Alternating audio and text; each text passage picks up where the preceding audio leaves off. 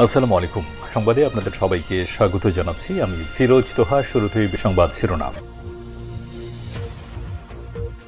বাংলাদেশের সর্বশেষ গুরুত্বপূর্ণ আপডেট সংবাদে আপনাকে স্বাগত। শুরুতেই সংবাদ শিরোনাম, পরে বিস্তারিত। শুরুতেই জানাবো সীমান্তে সংঘর্ষ, দুঃখ প্রকাশ করল বিএসএফ। ফসল কাটা নিয়ে চাঁপাইনবাবগঞ্জের কিরণগঞ্জে সীমান্তে ভারতীয় বাংলাদেশিদের মধ্যে সংঘর্ষের ঘটনা ঘটেছে। এতে চৌকা কিরণগঞ্জ সীমান্তে দিনভর উত্তেজনাকর পরিস্থিতি ছিল। বিকাল 4:30টার পর পরিস্থিতি নিয়ন্ত্রণে আসে। বিজিবি ও বিএসএফ পতাকা বৈঠকের মাধ্যমে সমস্যা সমাধান করা হয়েছে। এই ঘটনায় বিজিবির এক সদস্য আহত হয়েছে বলে জানা গেছে। এরপর জানাবো, আমাদের একটা লাশ পড়লে ওই পারে দুইটা লাশ ফেলতে হবে বললেন ভিপি নূর। বাংলাদেশের একটা লাশ পড়লে ওই পারে দুইটা লাশ ফেলতে হবে বলে মন্তব্য করেছেন গণ অধিকার পরিষদের সভাপতি ডাকসুর সাবেক ভিপি নুরুল হক নূর। এদিকে জুলাই আন্দোলনে মাদ্রাসা ছাত্রদের অবদান অনেক বললেন প্রেস সচিব। অন্তর্বর্তীকালীন সরকারের প্রধান উপদেষ্টার প্রেস সচিব শফিকুল আলম বলেছেন, জুলাই আন্দোলনে মাদ্রাসার ছাত্ররা অনেক অবদান রেখেছে। প্রচুর মাদ্রাসার শিক্ষার্থী আন্দোলনের মাঠে নেমেছিল। হাসিনার আমলে মাদ্রাসার ছাত্রদের উপর ভয়াবহ রকমের অত্যাচার হয়েছে। তাদের সঙ্গে যেন আর কোনো বৈষম্য না হয় সেজন্য চেষ্টা করছি।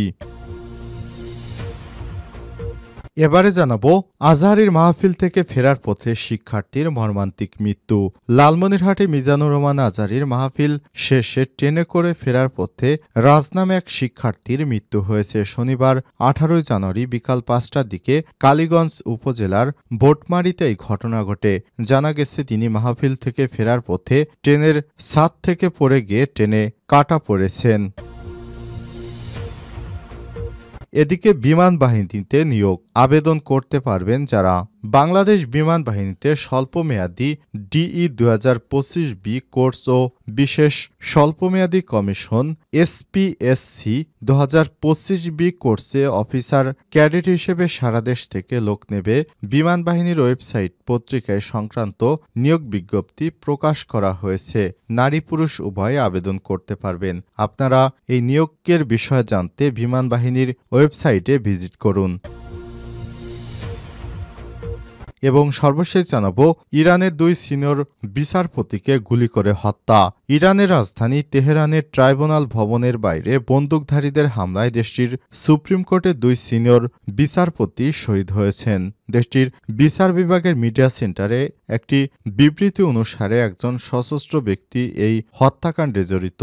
প্রিয় দর্শক, এতক্ষণ শুনছিলেন সংবাদ শিরোনাম, এবারে বিস্তারিত।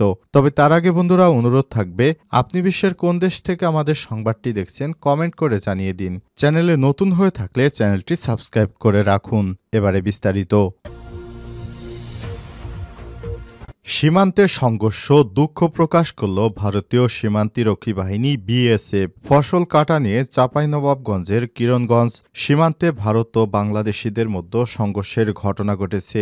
এতে চৌকা কিরণগঞ্জ সীমান্তে দিনভর উত্তেজনাকর পরিস্থিতি ছিল। বিকাল 4টার পর পরিস্থিতি নিয়ন্ত্রণে আসে। Border guard of Bangladesh BGB, ভারতীয় সীমান্তরক্ষী বাহিনী বিএসএফ পতাকা বৈঠকের মাধ্যমে সমস্যা সমাধানের কাজ করেছে। শনিবার 18 জানুয়ারি বেলা 11টার দিকে সংঘর্ষের ঘটনা শুরু হয়। এরপর থেমে থেমে বেশ কয়েকবার সংঘর্ষের ঘটনা ঘটে।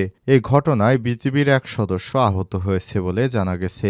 বিজিবি জানায়, সকালে কিরণগঞ্জ সীমান্তে ভারতীয় অংশে জমি থেকে গম কেটে নেয়ার অভিযোগ করে দেশটির বাসিন্দারা। এ সময় ভারতের সীমান্তরক্ষীরা কয়েকজন বাংলাদেশিকে আটক করতে গেলে বাধা দেয় গ্রামবাসী। এই নিয়ে শুরু হয় দুই পক্ষের মধ্যে সীমান্তে উত্তেজনা। এ সময় ভারতের অংশ থেকে ককটেল, টিয়ার গ্যাস ছোড়া হয়। এতে বেশ কয়েকজন আহত হয়েছে। খবর পেয়ে বিজিবি গিয়ে পরিস্থিতি স্বাভাবিক করতে বিএসএফ এর সঙ্গে যোগাযোগ শুরু করে। এ নিয়ে সীমান্তে উত্তেজনা বিরাজ করছে।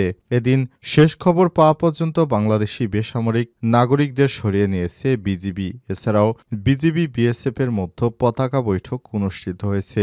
বিজিবির কড়া প্রতিবাদের মুখে বিএসএফ পরিস্থিতির জন্য দুঃখ প্রকাশ করেছে। আমাদের একটা লাশ পড়লে ওই পারে দুইটা লাশ ফেলতে হবে ভিপি নূর। আমাদের দেশের একটা লাশ পড়লে ওই পারে দুইটা লাশ ফেলতে হবে বলে মন্তব্য করেছেন গণ অধিকার পরিষদের সভাপতি নুরুল হক নূর। শনিবার 18 জানুয়ারি দুপুরে গণ অধিকার পরিষদের শহীদ ও আহতদের স্মরণ এবং বৈষম্যহীন বাংলাদেশ গড়ার প্রত্যয়ে রংপুরের গঙ্গাচড়ায় মাল্টিপারপাস হলরুমে আয়োজিত মতবিনিময় সভায় এমন মন্তব্য করেছেন। নুরুল হক নূর বলেছেন, বাংলাদেশের 18 কোটি মানুষ 1 ইঞ্চি জমিও ভারতকে দখল করতে দেবে না। আজ চাঁপাইনবাবগঞ্জ সীমান্তে ভারতীয় বিএসএফের সঙ্গে গোলাগুলি হয়েছে। আমাদের বিভিন্ন সীমান্তে তারা কাঁটাতারের বেড়া দিয়ে জমি দখলের পায়তারা করছে, কারণ শেখ হাসিনা সরকার অনেক ক্ষেত্রে তাদের সুযোগ করে দিয়েছিল। কিন্তু আমাদের পরিষ্কার বার্তা, আমরা বেঁচে থাকতে সেই সুযোগ তারা পাবে না। এ সময় তিনি বলেছেন, ভারতীয় কর্তৃপক্ষকে জানিয়ে দিতে চাই, শেখ হাসিনা সরকারের পতনের পর আপনারা যে খেলা শুরু করেছেন সেটা বন্ধ করুন, অন্যথায় আপনাদের জন্য সেটা শুভকর হবে না। সরকারকে অনুরোধ জানাবো, সীমান্তবর্তী মানুষকে সামরিক প্রশিক্ষণ দিন, প্রয়োজনে তারা বিজিবির সঙ্গে কাজ করবে। আমাদের একটি লাশ পড়লে ওই পারে দুইটি লাশ ফেলতে হবে। নুরুল হক নূর সরকারের অর্থনৈতিক নীতিমালার এবং কর বাড়ানোর বিষয় ক্ষোভ প্রকাশ করে বলেছেন, সরকার শতাধিক পণ্যে কর এবং শুল্ক বাড়িয়েছে। টিস্যু, ওষুধ, রেস্টুরেন্ট, এমনকি মোবাইল ফোনে কথোপকথনেও ভ্যাট ট্যাক্স বাড়ানো হয়েছে। এই গণবিরোধী সিদ্ধান্ত মানুষের ভোগান্তি বাড়াবে। আওয়ামী লীগের বর্তমান অবস্থা সম্পর্কে নূর বলেন, আওয়ামী লীগ এখন একটি মরা লাশ।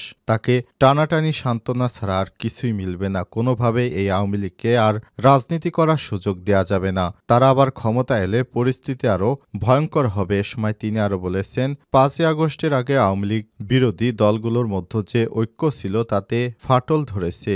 দলগুলোর মধ্যে যত ফাটল ধরবে ফ্যাসিবাদ তত দ্রুত ফিরে আসার সুযোগ পাবে। জাতীয় এবং স্থানীয় নির্বাচন নিয়ে তিনি বলেছেন, জাতীয় নির্বাচনের আগে যদি স্থানীয় নির্বাচন হয় তবে মানুষের মাঝে নতুন নেতৃত্ব সৃষ্টি হবে এবং রাজনৈতিক সম্পর্কে ইতিবাচক ধারণা তৈরি হবে। কিন্তু জাতীয় নির্বাচনের আগে হলে নির্বাচিত দল এককভাবে সরকার গঠন করলে তারা স্থানীয় নির্বাচনে প্রভাব বিস্তার করবে। মতবিনিময় সভায় গণ অধিকার পরিষদের মুখপাত্র ফারুক হাসান রংপুর 1 আসনের আগামী নির্বাচনের জন্য হানিফ খান সজীবকে প্রার্থী ঘোষণা করেছেন।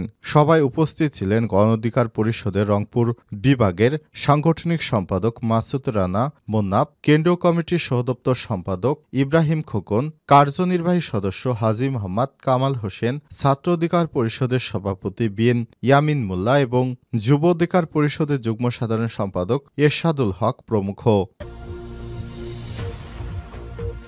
জুলাই আন্দোলনে মাদ্রাসা ছাত্রদের অবদান অনেক বলেন প্রেস সচিব। অন্তর্বর্তীকালীন সরকারের প্রধান উপদেষ্টার প্রেস সচিব শফিকুল আলম বলেছেন, জুলাই আন্দোলনে মাদ্রাসা ছাত্ররা অনেক অবদান রেখেছে। প্রচুর মাদ্রাসা শিক্ষার্থীরা আন্দোলনের মাঠে নেমেছিল। হাসিনার আমলে মাদ্রাসা ছাত্রদের উপর ভয়াবহ রকমের অত্যাচার করা হয়েছে। তাদের সঙ্গে যেন আর কোনো বৈষম্য না হয়, আমরা সেই চেষ্টা করে আসছি। শনিবার 18 জানুয়ারি ইসলামী বিশ্ববিদ্যালয়ে জুলাই বিপ্লবের আকাঙ্ক্ষা এবং গণমাধ্যম শীর্ষক সেমিনারে প্রধান আলোচকের বক্তব্যে তিনি এসব কথা বলেন।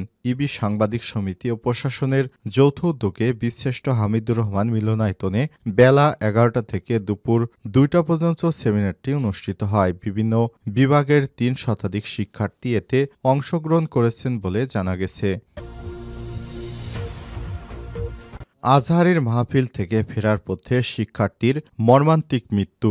লালমনিরহাটে মিজানুর রহমান আজহারীর মাহফিল শেষে ট্রেনে করে ফেরার পথে রাজ নামে এক শিক্ষার্থীর মৃত্যু হয়েছে। শনিবার 18 জানুয়ারি বিকাল 5টার দিকে কালীগঞ্জ উপজেলার ভোটমারিতে এই ঘটনা ঘটে। নিহত রাজ কালীগঞ্জ উপজেলার মদাতি ইউনিয়নের 6 নং ওয়ার্ডের বাসিন্দা বলে জানা গেছে। স্থানীয়দের বরাতে জানা যায়, মাহফিল উপলক্ষে বিভিন্ন জেলা থেকে লাখো মানুষের সমাগম হয়। অনেকেই ট্রেনের ছাদে ঝুঁকি নিয়ে যাতায়াত করতে শুরু করেন। মাহফিল শেষে ট্রেনে ফেরার পথে কালীগঞ্জ উপজেলার ভোটমারি এলাকায় মানুষের চাপে ছাদ থেকে পড়ে গিয়ে রাজ ট্রেনে কাটা পড়ে নিহত হয়েছে। তবে দুর্ঘটনার সময় তার সঙ্গে পরিবারে কেউ ছিল কিনা তা নিশ্চিত হওয়া যায়নি। লালমনিরহাট রেলওয়ে থানার ওসি মামুন হাসান জানান, রাজ ট্রেনে কাটা পড়ে মারা গেছে। তবে সে ট্রেনের ছাদে ছিল কিনা তা এখনও নিশ্চিত নয়। বিষয়টি তদন্ত করে দেখা হচ্ছে বলে জানিয়েছেন তিনি।